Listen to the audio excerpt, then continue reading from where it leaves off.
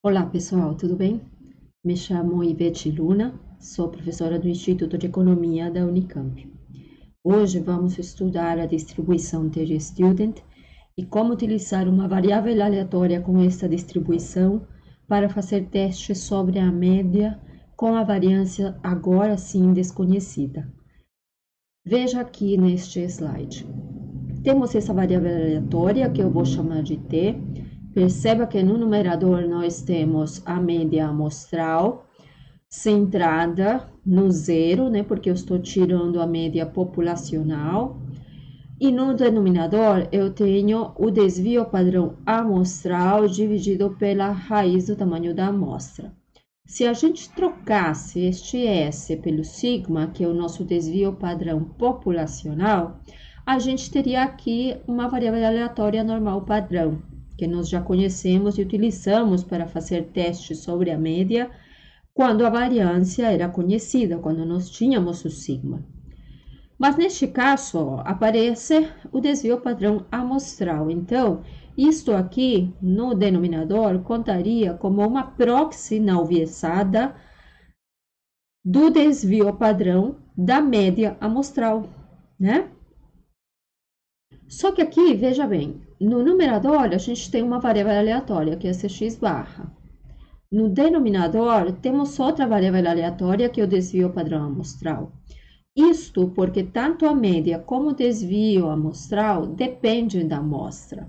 Então, ambas são variáveis aleatórias.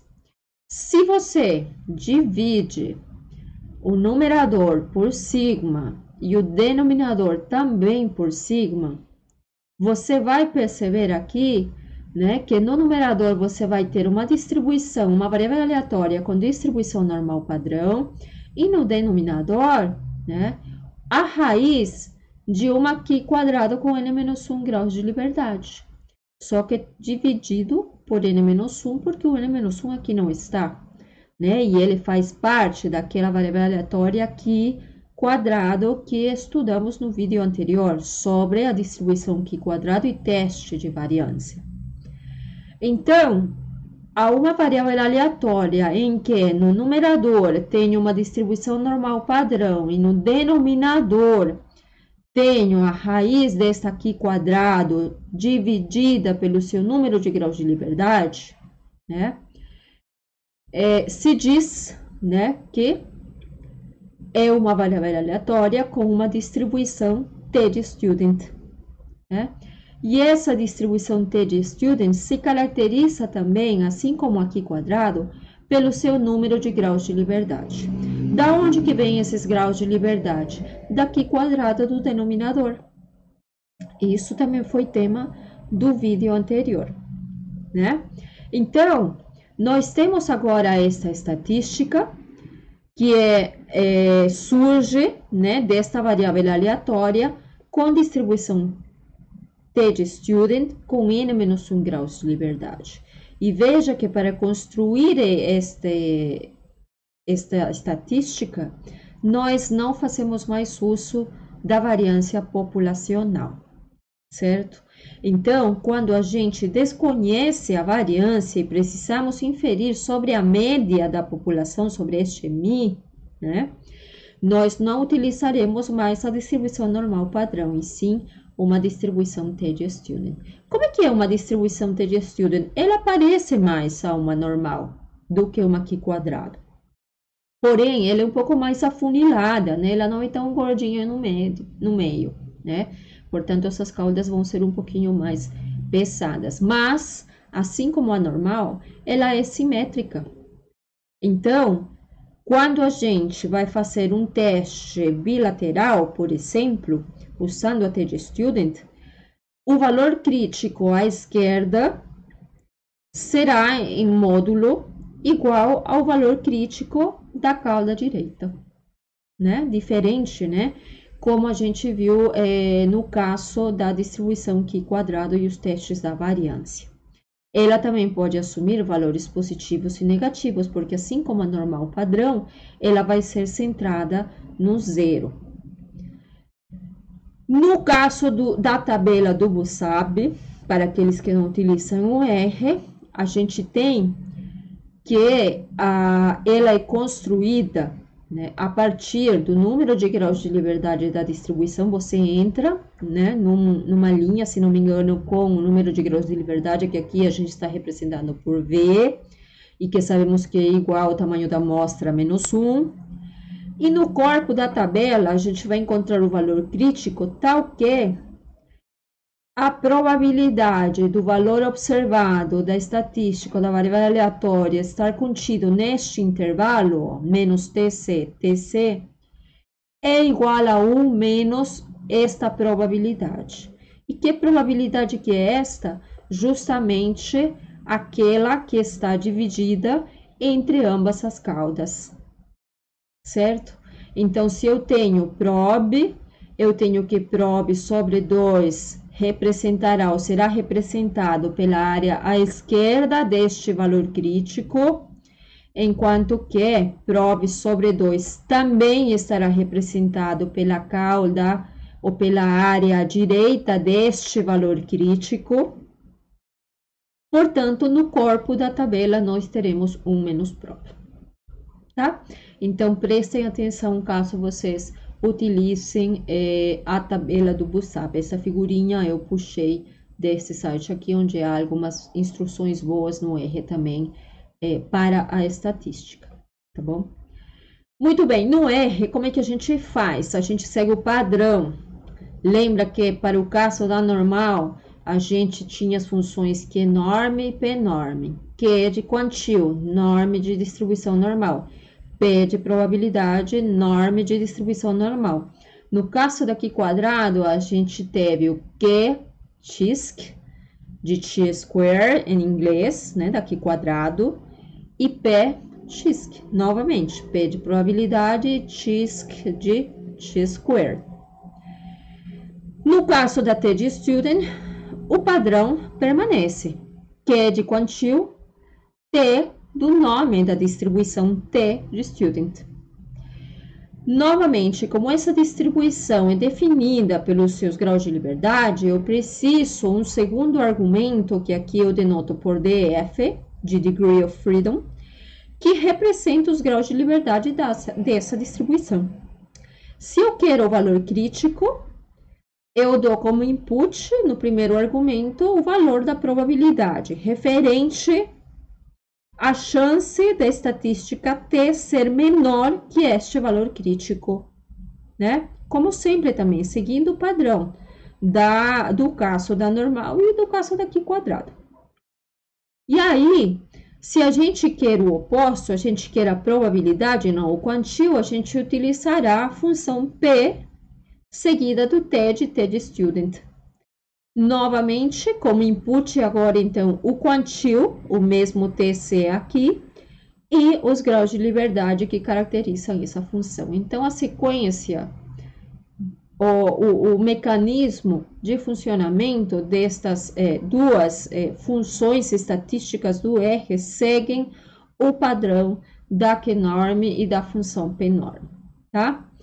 Para fazer o teste, a gente segue com a mesma sequência, a mesma lógica e o mesmo esquema adotado para todos os outros testes sobre média, proporção e variância que a gente viu até agora. Definimos a nossa hipótese nula.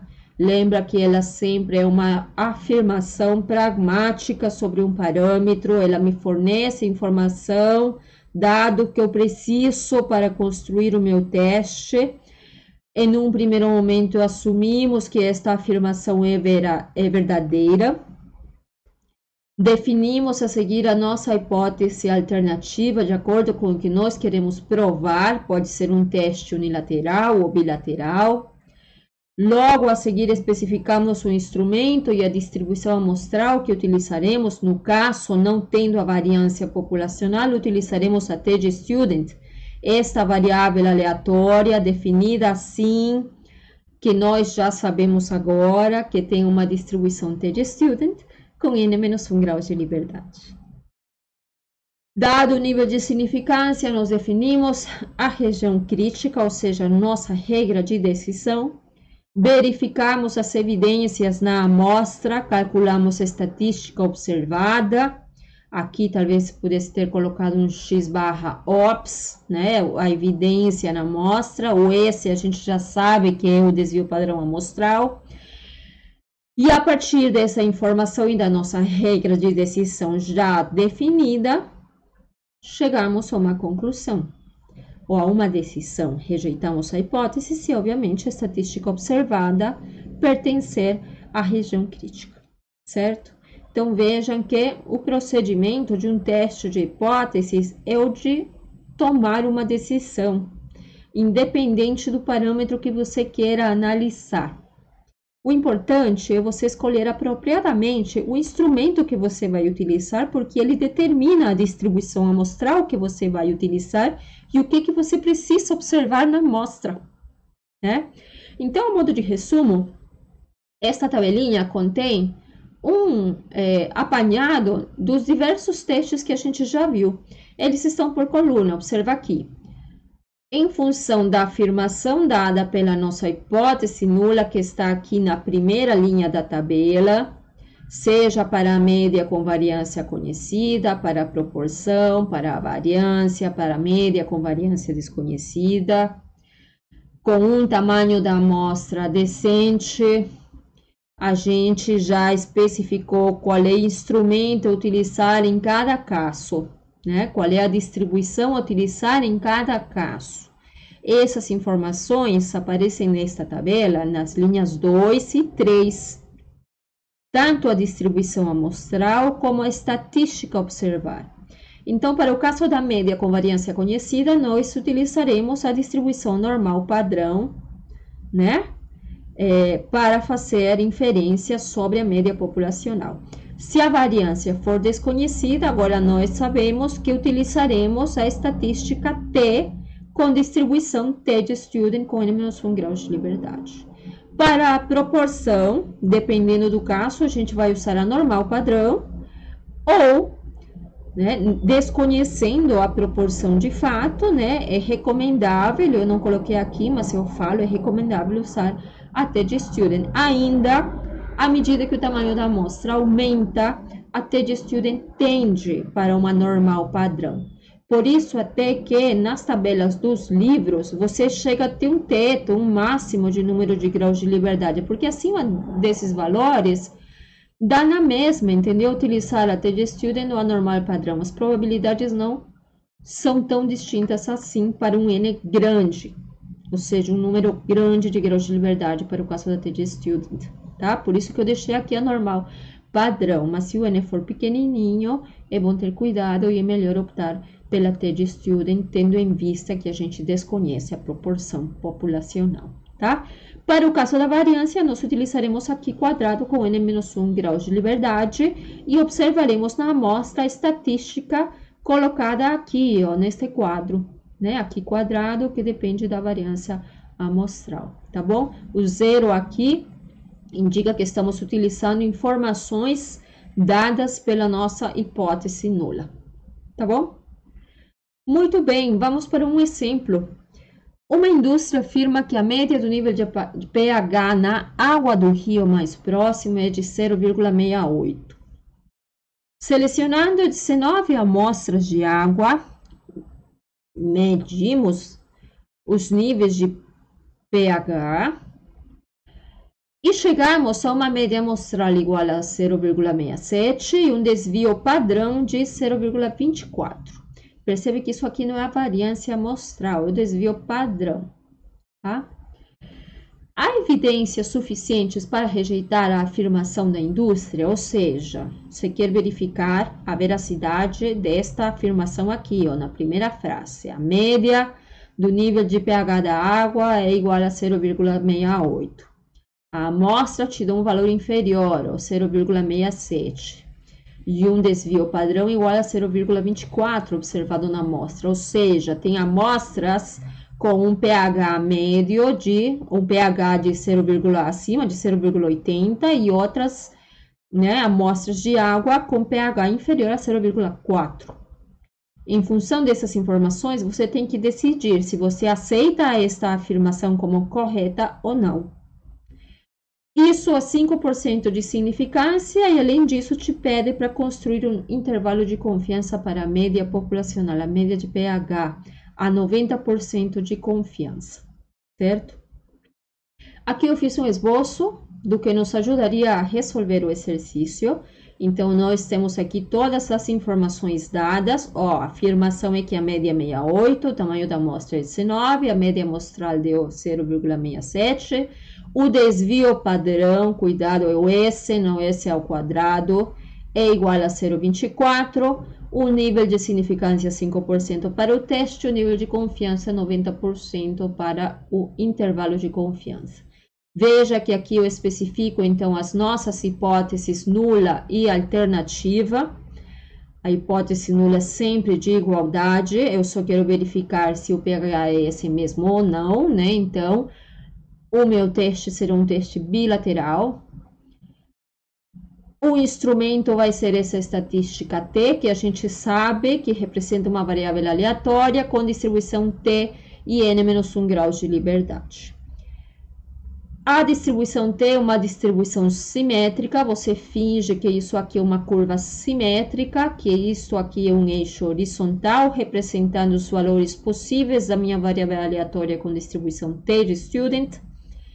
Sendo um teste bilateral, a gente tem uma região crítica composta por estes intervalos à direita e à esquerda, respectivamente, destes valores críticos. Geometricamente, essa região crítica é representada por todos os valores T contidos nas áreas aqui em verde, né? Então, neste caso, para estatísticas muito pequenininhas ou muito grandes, muito negativas ou muito positivas, eu posso estar rejeitando a hipótese nula enquanto ela é verdadeira. Pode ser que seja um valor extremo da minha distribuição, mas que a distribuição esteja correta, ou seja, que a média seja efetivamente 0,68, e vou estar rejeitando. Então, esse erro tipo 1 aqui, ó, essa chance de cometer um erro tipo 1, perdão, vai estar distribuído nessas duas áreas. Portanto, essa área aqui será equivalente à probabilidade alfa sobre 2 de incorrer nesse erro, e essa outra área igualmente, né? Com isso, a gente tem como especificar este valor crítico à esquerda. Ó. Se está à esquerda, é menor que zero, portanto é negativo. Se eu aplicar, então, aqui um QT, que é de quantile, T de student, tendo como input a área à esquerda desse valor crítico, alfa sobre 2, e o número de graus de liberdade, que no caso vai ser N-1, eu tenho como especificar este valor. Com isso, eu defino a região crítica, eu já sei como calcular a estatística observada na amostra e tomo a minha decisão.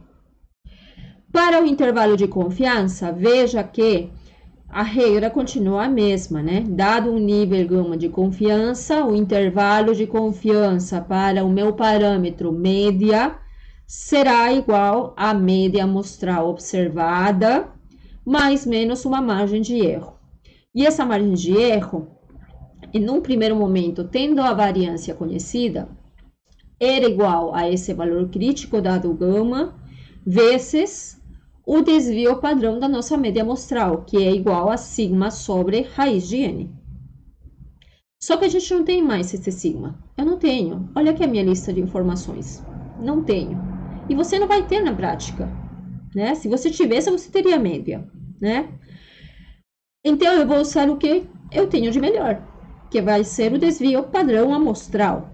Só que se eu uso esse desvio padrão amostral, isso aqui não é mais uma constante, né?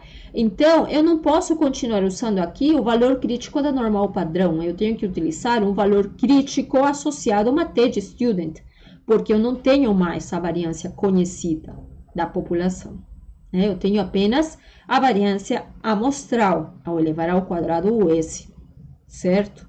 Então, eu vou substituir esse sigma pelo S e este valor crítico da normal padrão pelo seu respectivo na T de student, tá? Então, com isso, a gente tem condição de calcular, de estimar este intervalo de confiança, porém, utilizando a T de student, tá? Dá para avaliar a veracidade desta hipótese usando o p-valor sempre? É o que mais a gente usa. E no caso, em que consiste o p-valor? É a probabilidade de ocorrência desta amostra, uma mais extrema. Esta amostra mediu uma média amostral igual a 0,67, inferior à média dada pela hipótese nula. Então, eu vou centrar a minha chance de errar, ou de ter uma amostra inferior ou com uma média até 0,67. Portanto, eu vou focar o p-valor na cauda esquerda da distribuição, tá? Para fazer isso, então, eu vou calcular uma probabilidade, o p-valor é uma probabilidade, então eu vou utilizar a função p de probabilidade, t de student. E alimento aqui como argumentos dessa função o número de graus de liberdade aqui e o quantil, que no caso seria a estatística t observada na amostra, certo?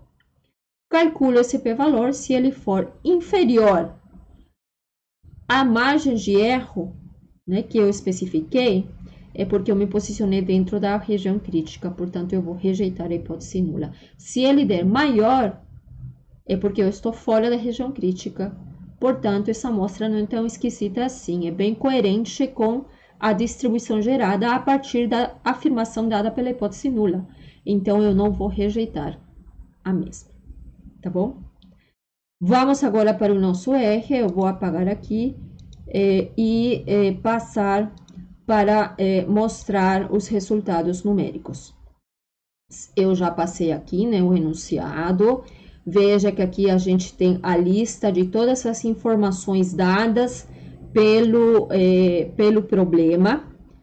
Definimos as nossas hipóteses, é um teste bilateral, então eu preciso constituir a minha região crítica com essas duas partes, né? Uma por cada lado da distribuição, né? Para ambas as caudas. A estatística vai ser a t de student, porque eu desconheço a variância populacional.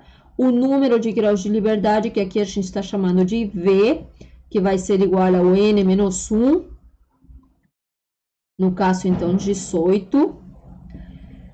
Para definir a região crítica, né, ela será composta por todos os valores da variável aleatória t inferiores a menos tc ou superiores a mais tc. Né?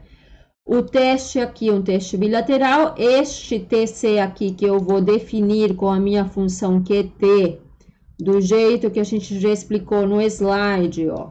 Tenho aqui o alfa sobre 2 e o número de graus de liberdade. Será um valor negativo. Né? Ó, menos 2,1. Negativo. Né? Não fiz nenhum tratamento.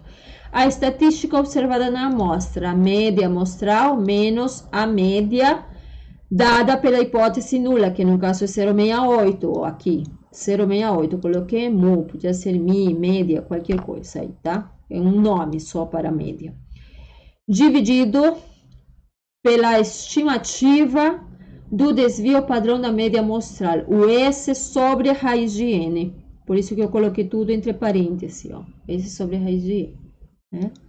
Calculo essa estatística observada e tenho um valor igual a menos 0,18. Menos 0,18 pertence à região crítica? Não, não pertence à região crítica, ela está fora. Portanto, não há evidências para rejeitar a nossa hipótese nula a 5%. Isso quer dizer que sim, a empresa ou a indústria, a fábrica, deixa eu ver o que eu falei, a indústria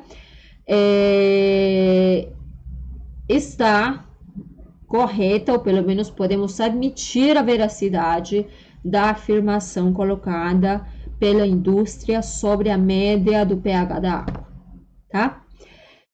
O intervalo de confiança. O intervalo de confiança a gente já sabe, né? O nível de confiança aqui é de 90%, então eu tenho uma margem de erro de 5% à direita e à esquerda. É diferente do teste anterior, aqui a gente tinha 2,5% para cada extremo, né?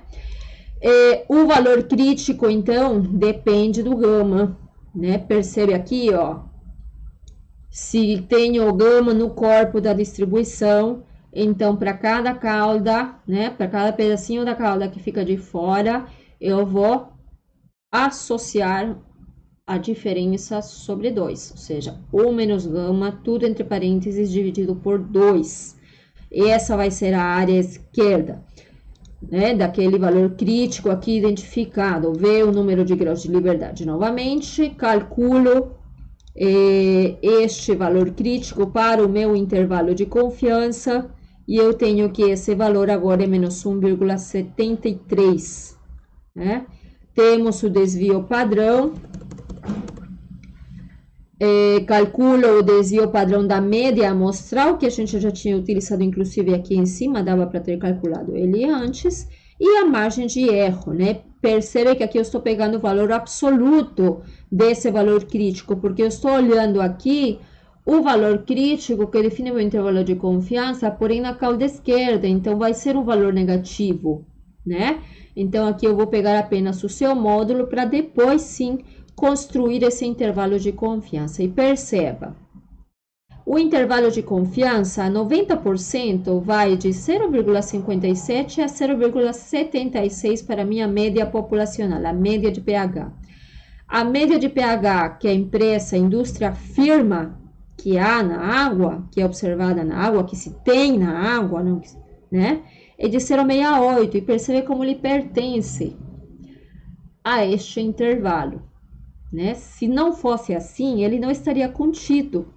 Então, novamente, a 90% de confiança, a gente tem condição de afirmar que o pH da água é efetivamente 0,28, ou 0,68, perdão, 0,68. E dá para testar também por p-valor. Se eu calculo a chance dessa amostra extrema, a partir da estatística observada na amostra, ou amostras ainda mais extremas, ou seja, novamente, me interessa olhar a área esquerda deste valor, eu tenho um p-valor igual a 0,42, quase 43%. Se a minha margem de erro é de 5 ou de 10%, né, seja para o primeiro teste que a gente fez ou para o intervalo de confiança, né, vejam que qualquer um dos casos, este p-valor me coloca fora da região crítica, de qualquer região crítica que eu viesse a construir com um nível de significância de 5 ou de 10%. Então, novamente, a gente não tem condição pelo p-valor de rejeitar a hipótese nula. Portanto, afirmamos que o pH da água é de 0,68, tá? É o jeito de fazer um teste de hipótese, seja por intervalo de confiança, seja por p-valor, ou seguindo o procedimento convencional de um teste. Certo, gente? É isso, espero que tenha ficado claro, que tenha ajudado vocês na compreensão desta parte. Muito obrigada, até a próxima.